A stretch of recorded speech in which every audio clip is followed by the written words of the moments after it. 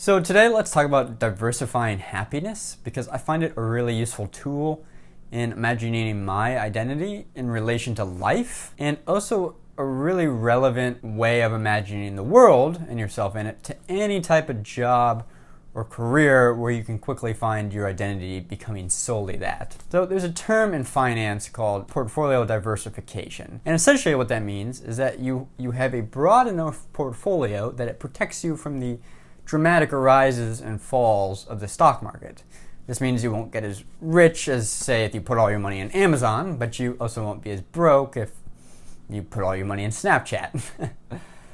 And basically, I lift this idea of trying to diversify one's financial portfolio to dampen the shocks of the natural cycle of going up and down, and apply this to my own life emotionally in an attempt to live a more mentally healthy lifestyle.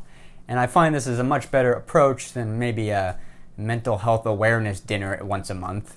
You know, we sit around and talk about how, oh, my life is so hard because I don't know, get to sit on my chair and work on the computer and listen to Spotify all week. I'm not quite sure why, some people really have to bemoan, their mental health as if their job is so tough when in comparison to some other jobs it's really not. Nonetheless, back from that tangent, basically what I'm saying is that a journalist job is not as hard as, the coal miner working at Kennecott, or even the guy that's probably making a Subway sandwich down the street. Okay, now we're really walking it back from the tangent. When I take this diversifying happiness theory to my own life, what I find is that anytime I allow too much of my identity to become sucked into one thing, like work, or a relationship, or maybe like seeking money, and then the relationship with that object disappears. Let's say it's a job that I really wanted, or a job I really had, or a relationship I really wanted, or I was in. If that suddenly disappears, whether through a breakup, or splitting ways with the job, or you don't get that job offer, or whatever it may be, if that object of your desire or your identity disappears, you suddenly find you don't have really much to live for. And I don't mean that in a depressing way. I just mean that when you look in the mirror, suddenly you're a little bit like, well, who am I?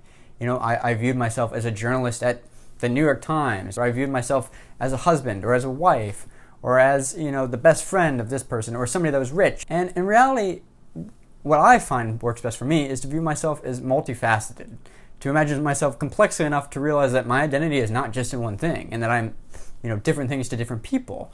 And as much as maybe I want to take pride in, I am, a journalist, or I am a boyfriend, or I am, whatever it may be, in reality, you should try to not view yourself that way. And the best way to not view yourself that way, as being one thing, is to make sure you invest your time and your identity into multiple things, to never let it become too dependent on, focusing on money, or focusing on career at the cost of relationship, or focusing, your relationship so much at the cost of furthering your own, job goals, and to try to balance it out in a meaningful way.